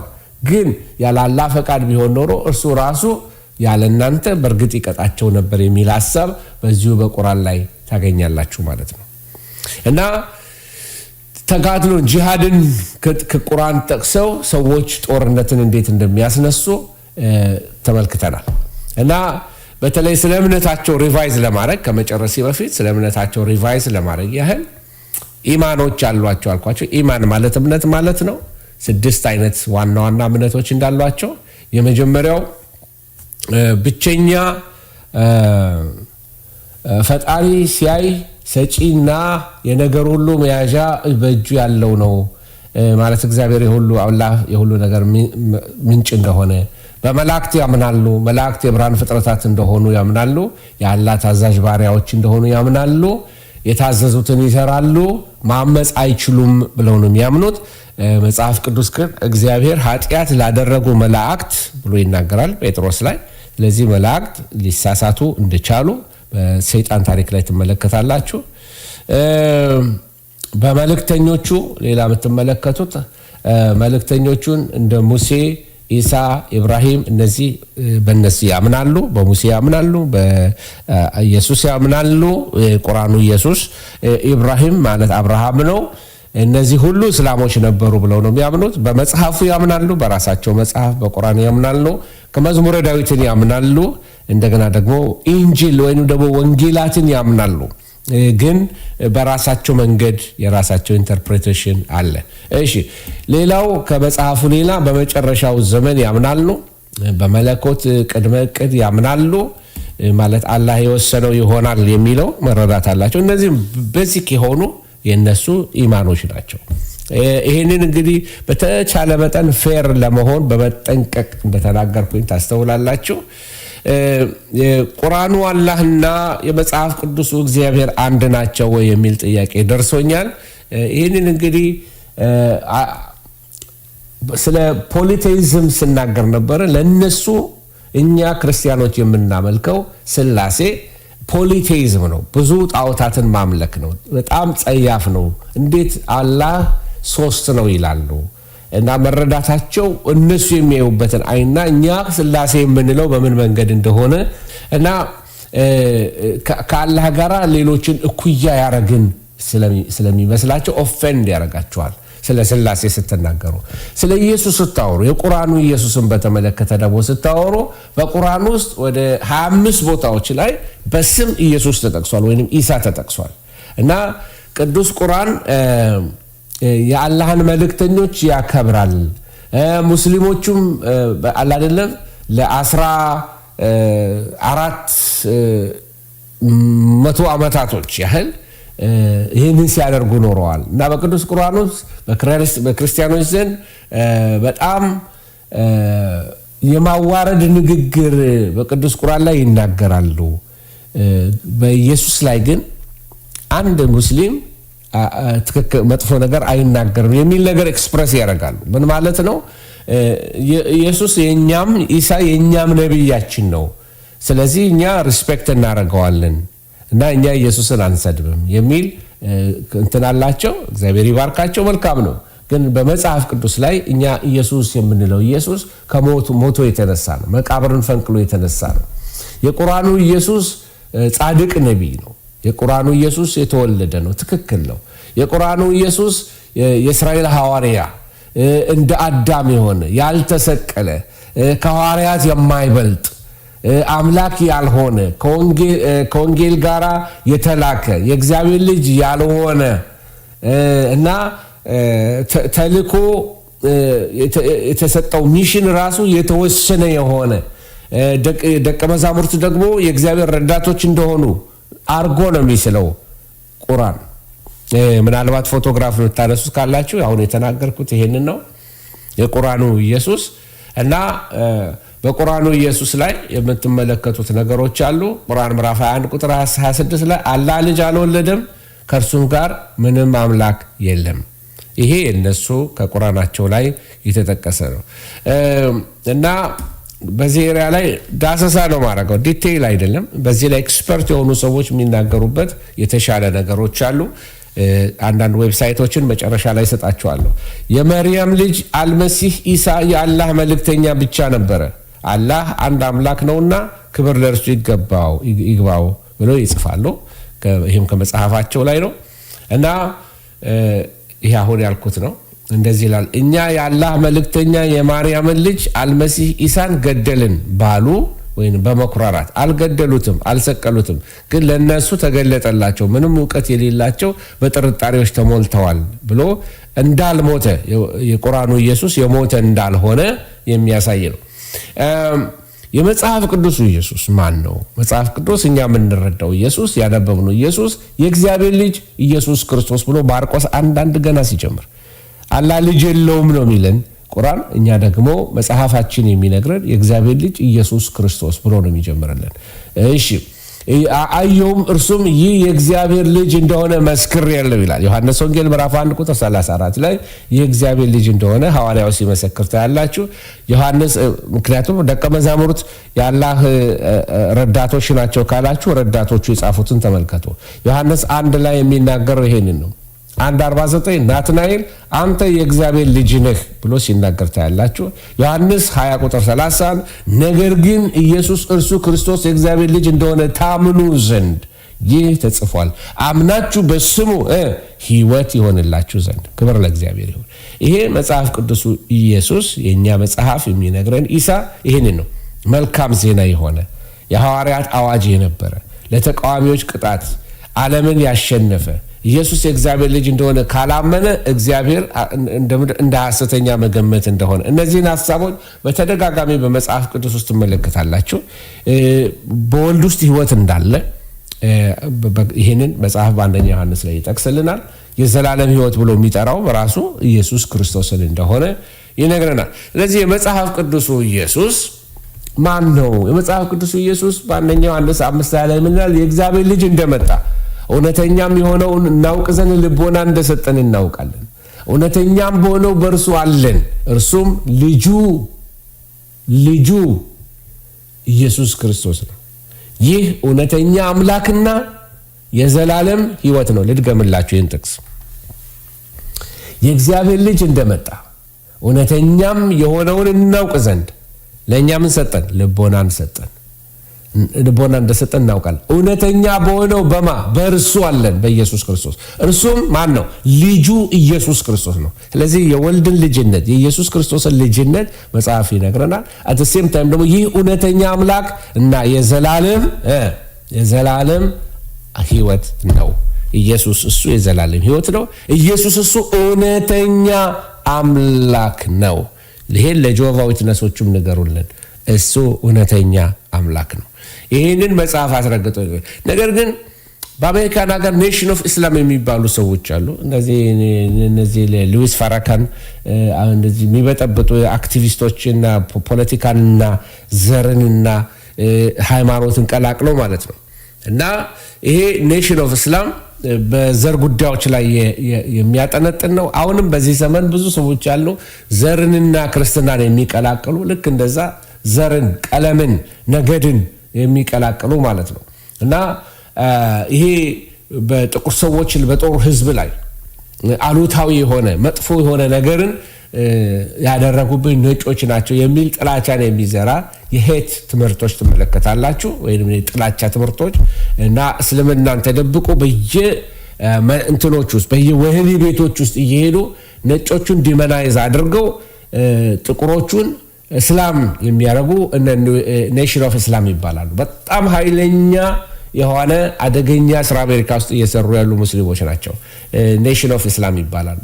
እና ክርስትና የነጮች ሃይማኖት ነው እያሉ ነው የሚናገሩት። ክርስትና የነጮች እና ለማንኛውም ጥቁር ሰው ክርስትና ተገቢ ሃይማኖት አይደለም ብሎ ነው የሚያስተምሩት።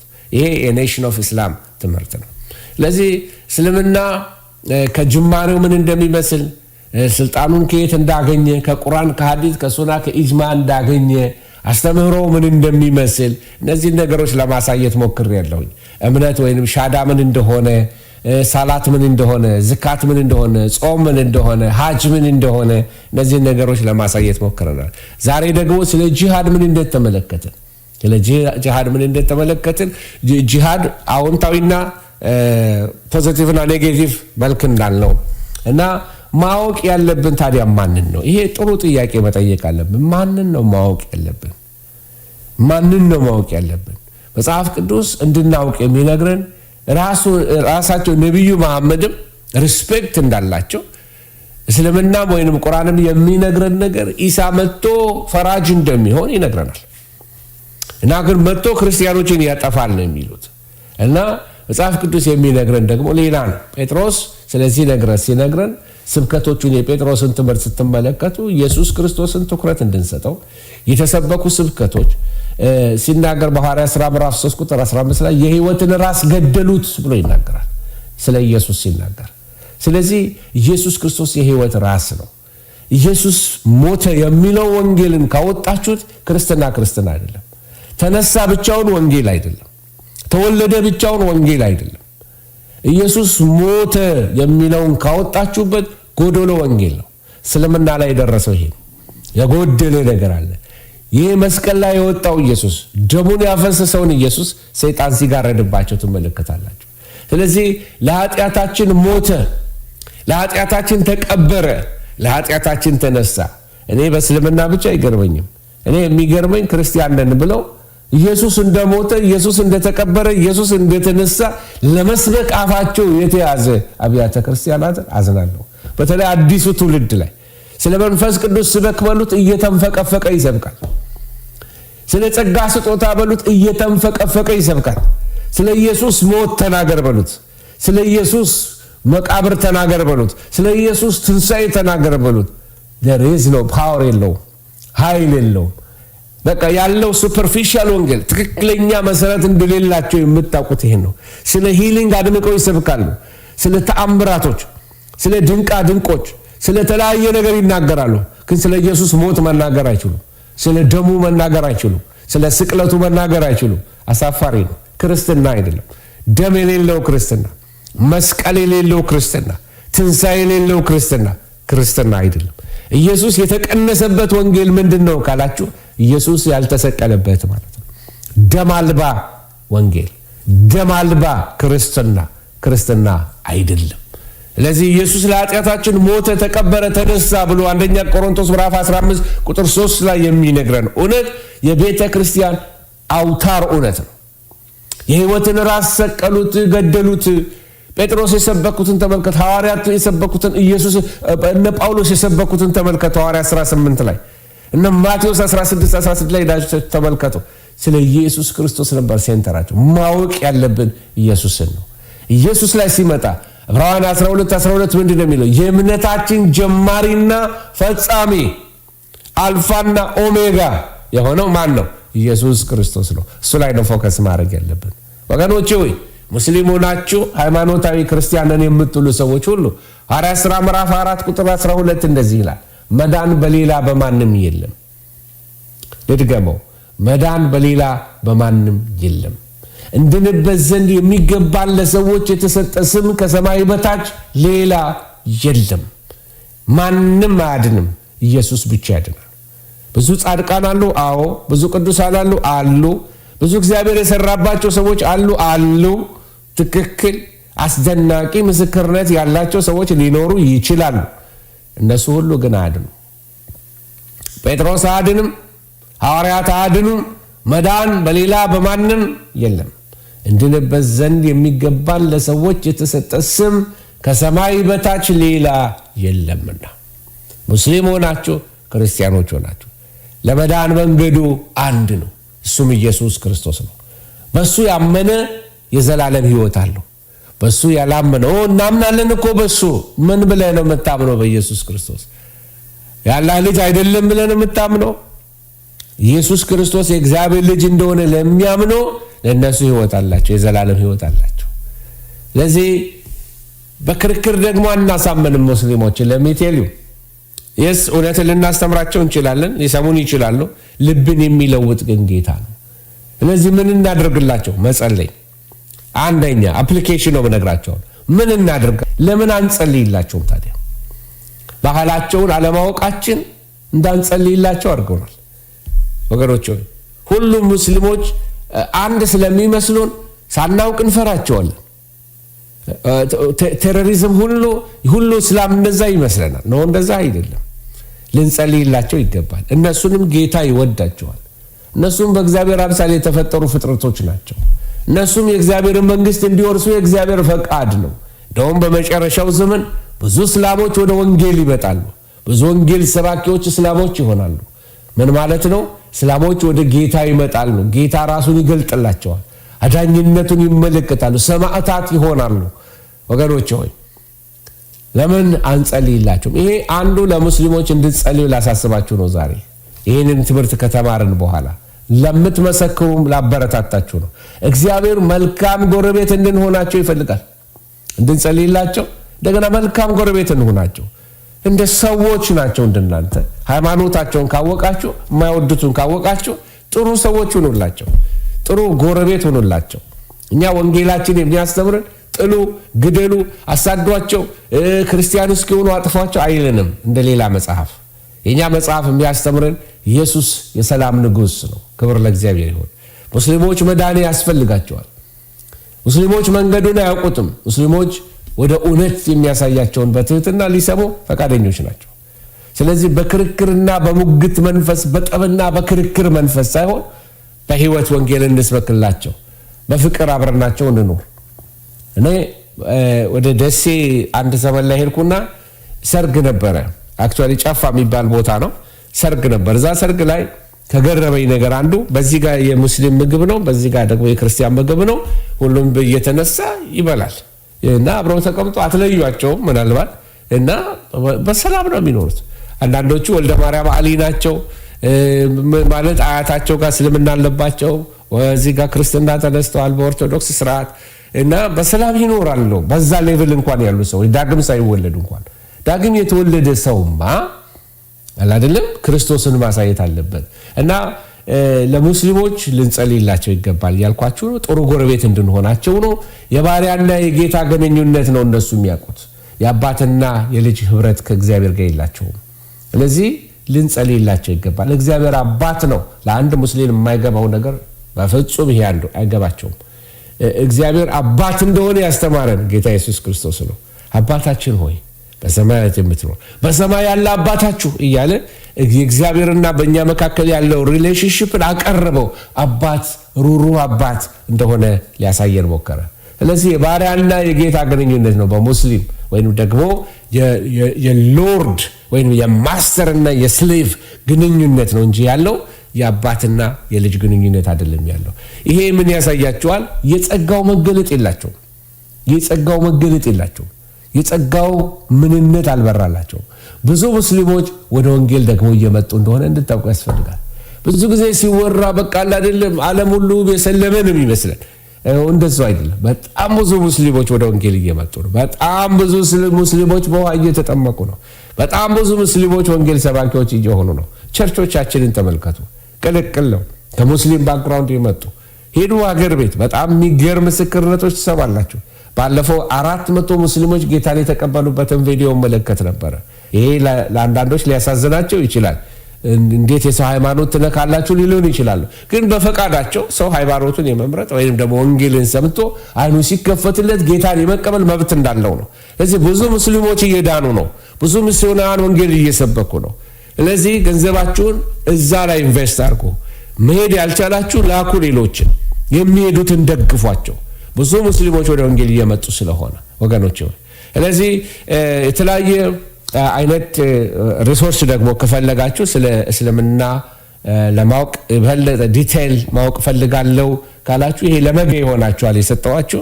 ግን ዲቴይል ከፈለጋችሁ እነዚህን ዌብሳይቶች ፎቶ ብታነሷቸው እዛ ላይ ስለ እስልምና የሚናገሩ ናቸው። አንዳንዶቹ ቶታሊ ዋትስ ጂሃድ ለምሳሌ ተመልከቱ፣ በደንብ ያብራራል። እዛ ላይ የተለያዩ ኖቶች አሉ፣ ፒዲኤፎች አሉ። አላህ ኢዝ ኖት ፐርሰናል ጋድ የሚል ታያላችሁ። በእንግሊዝኛ ብዙ ሪሶርሶች ታያላችሁ። ከዛ ላይ ማግኘት ትችላላችሁ ማለት ነው። እሺ፣ ስለዚህ ጌታ እየሰራ ነው በሙስሊሞች መካከል። ጌታ ሙስሊሞችን እያዳናቸው ነው። ብዙ ሙስሊሞችን እየጠራ ነው ያለው። አንድ መጽሐፍ አንብቤ ነበረ። ቁርአን አንብቦ ወደ ወንጌል የመጣ ሰው ራሱ ቁርአኑን በማንበብ እንዴት ወደ ክርስቶስ እንደመጣ ይሄንን መጽሐፍ አንብቤ ያለሁ። ክብር ለእግዚአብሔር ይሁን። ኦንላይን ልታገኙ ትችላላችሁ። የተለያየ ቦታ ላይ አማዞን ማግኘት የምችሉ ሰዎች ልታነቡ ትችላላችሁ። እና ይሄን የምላችሁ ለምንድን ነው? እግዚአብሔር በስራ ላይ ነው። እንዲሁ ዝም ብሎ እኛን የሚነገረን ደግሞ ጥሩ ነው ይበር ብቻ እንድንሆናቸው ብቻ ሳይሆን እንደነዚህ አይነትን የሙስሊም ሚሽነሪዎች ሙስሊምን ለመድረስ ወንጌል የሚሰብኩ ሰዎች የሚከፍሉት ዋጋም አለ። እስከ ሞት ይደርሳሉ፣ እስከ መገደል ይደርሳሉ፣ በህብረተሰብ እስከ መገለል ይደርሳሉ። ወገኖች ሆይ ቅድም አንስቼላቸዋለሁ። ያቺ ሶማሊያዊቷን ሴት ዋጋ ያስከፍላቸዋል። በተለይ ከሙስሊም ባክግራውንድ የመጡ ሰዎች እንዴት አይነት ጌታን የሚወዱ ሰዎች ፓስተሮች ገጥመውኛል። ሪሰንትሊ አንድ ፓስተር አግኝቻለሁኝ እና ኢትዮጵያዊ ወንድም ነው። በጣም ትልቅ ስራ የሚሰራ ወንድም ነው። ባይብል ስኩሎች ራን የሚያደርግ ወንድም ነው እና ከሙስሊም ባክግራውንድ ነው የመጣው። ሲሪየሶች ናቸው። ህይወት ነክቷቸው ነው የመጡት። በቃ አላደለም ከቤተሰብ ወርሶት ሳይሆን ሪል ዳግመኛ ተወልደው ዋጋ ከፍለው እርም ተብሎ ሐራም ተብለው የተገፉ ሰዎች ናቸው። ስለዚህ ለሙስሊሞች መጸለይ አትርሱ። በተለይ እኛ ኢትዮጵያውያን ሱዳን፣ ኤርትራ ራሷ፣ የመን እንደገናም ደግሞ ሶማሊያ ዙሪያችንን ተመልከቱ። ዙሪያችንን ጌታ ስትራቴጂክሊ ያስቀመጠን ሀገሮች ነን። ወንጌል ድሮ በዚህ በኢትዮጵያዊ ጃንደረባ የገባው ወንጌል እንደው ስር ሰዶ ቢሆን ኖሮ እውነት የተማረ ህዝብና የገባው ህዝብ ኖሮ ቢሆን ኖሮ ኬንያ ሌላ በሚሽነሪዎች እጅና በኮሎኒ አትወድቅም። አፍሪካ ኮሎናይዝ አትሆንም ነበር። ሚሽነሪዎች እየገቡ ለኮሎኒ ያሳልፈው አይሰጧትም ነበር። ኢትዮጵያ ውስጥ የገባው ወንጌል አፍሪካ ጨለማ በነበረችበት ዘመን ነው። ያ ዘመን ብርሃን ሆና የኢትዮጵያ ቤተክርስቲያን ለአፍሪካ ሁሉ ሚሽነሪዎች ልካ ቢሆን የገባው ወንጌል እዛው በየገዳማቱ ቀርቶ ባይሆን ኖሮ ወደ ቦታ ሁሉ ሚሽነሪዎች ተልከው ቢሆን ኖሮ አፍሪካን ወደ ወንጌል እናመጣት ነበር። እግዚአብሔር ደግሞ በሌላ ትውልድ አሁን ይሄን እድል እየሰጠን ነው። ብዙ አፍሪካውያን ወደ ወንጌል መጥተዋል። ግን አሁን ተቀላቅሎ አብሮ ደግሞ ጥንቆላውን መተቱም እየገባ ስላለብን ብዙ ስራዎች ይጠብቀናል። እግዚአብሔር ጸጋውን ያብዛልን። እግዚአብሔር በዙፋኑ ላይ ነው። ኢየሱስ ክርስቶስ እሱ ጌታ ነው። እሱ የእግዚአብሔር ልጅ ነው። እሱ የሥላሴ ሁለተኛ ክፍል ነው። ዳግመኛ ይመጣል። አንድ ወቅት ሞቶ ነበረ፣ ከመቃብር ተነስቷል፣ አርጓል ወደ ሰማይ። ዳግሞ በቶሎ እመጣለሁ ብሏል። ዳግም ይመጣል። በምድር ላይ ይፈርዳል። ኃጢአት ስርየትን ማግኘት የምንችለው በቀራንዮ ላይ በፈሰሰው ደም ብቻ ነው። የኢየሱስ ክርስቶስ ደም ከኃጢአት ሁሉ ያነጻል። ሙስሊሞች ሊሰሙት የሚገባ ወንጌል ይሄ ነው። በደሙ መንጻት አለ። ያን ፓርት ግን ሰይጣን ሽፍን አረገባቸው። በቃ አላህ ስውር አድርጎ ሰቀል ነው ሲሉ ሌላ ሰው ሰቀሉ እንጂ ኢሳ አልሞተም የሚል አስተምህሮ ነው ያለው። እዛ ዘመን ላይ ለዚህ መታለል ምክንያት የሆነው አርዮሳውያኖች ናቸው። አርዮስ አንዱ አስተምህሮቱ ኢየሱስ ክርስቶስ እሱ ሰው ነው፣ ፍጡር ነው የሚል አስተምህሮ በዛ በመካከለኛው ምስራቅ ያስተምር ነበረ። በዛ በኢጂፕት አካባቢ ላይ የዛ ትምህርት ኢንፍሉዌንስ ሊሆን ይችላል እዛ ምድር ድረስ የሄደው ማለት ነው። እግዚአብሔር መልካም ነው። በየዘመኑ መልእክተኛ ነው እና እስላሞችን ይወዳል። ሙስሊሞች ምናልባት ስናገር ያልገባኝ ሙሉ ለሙሉ ያልገለጥኩት ነገር ካለ ራሳችሁ መርምሩ፣ መጽሐፉን መርምሩ። እግዚአብሔር ያስተምራችሁ፣ ጌታ ይግለጥላችሁ። እናንተም በመተቸት በተለያየ መንገድ አልተናገርኩም። በመውደድ በፍቅር ጸልይላችኋለሁ። እግዚአብሔር ጸጋ ይብዛላችሁ። ሁላችሁንም እግዚአብሔር ይባርካችሁ። ለሙስሊሞች መጸለይ አትርሱ። ጌታ እናመሰግናለን። አግሪመንት ፕሬየር እናድርግ። በአረቡ ዓለም ያላችሁ አብራችሁ ጸልዩ። ለማዳሞቻችሁ ጸልያለሁ። እዛ ላሉት ለአረብ ወንዶች ጸልያለሁ። ሌሎችም እንደዚሁ በጌታ በኢየሱስ ክርስቶስ ስም ጸልያለሁ። ጌታ ሆይ በኢትዮጵያ ላሉ ሙስሊሞች ብቻ አይደለም፣ በመላው ዓለም ጌታ ሆይ በቅንነት አንተን ለሚፈልጉ ሙስሊሞች እንድታድናቸው ጸልያለሁ። ወንጌል እንዲሰሙ ኢየሱስ ክርስቶስ የእግዚአብሔር ልጅ እንደሆነ እንዲገለጥላቸው አይኖቻቸው እንድትከፍት የመዳን መንገድ እሱ እንደሆነ የቀራንዮ መስቀል ላይ የፈሰሰው ደም ከኃጢአት ሁሉ እንደሚያነጻ የኃጢአት ስርየት ማግኘት እንደሚችሉ ጌታ ሆይ አይኖቻቸው እንዲበራ እንዲረዱ ጸልያለሁ። መፍትሄ በሌለው በራስ ጥረት በድካም ውስጥ ላሉ በጸሎት ትጋት በተለያየ መልካም ሥራ በመስራት ለመዳን ለሚጣጣሩት ለሙስሊሞች አይኖቻቸው እንዲከፈቱ በክርስቶስ በማመን የዘላለም ሕይወት እንዲወርሱ ወደ ዘላለም ሕይወት እንድትጠራቸው እንድታድናቸው ጸልያለሁ።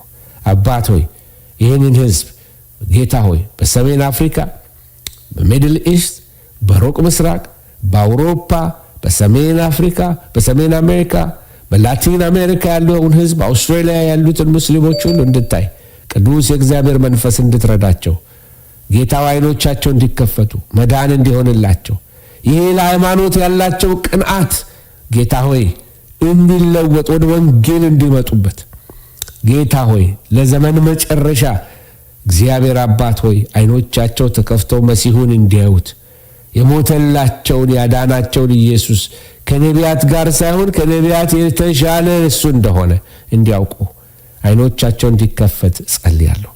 አባት ሆይ ተመስገን። በእኛም ጋር አብረው የሚኖሩትን ሙስሊሞች ጎረቤቶቻችንን በመልካም ኑሮ ምሳሌ እንድንሆናቸው እርዳን።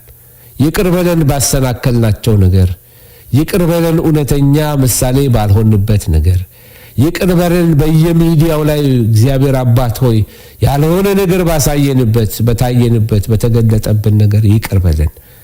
ባሰናከልናቸው ነገር ሁሉ ምህረት በእኛ ላይ ይሁን። ተመስገን። እናከብርሃለን በኢየሱስ ስም አሜን አሜን። እግዚአብሔር አምላክ ይባርካችሁ።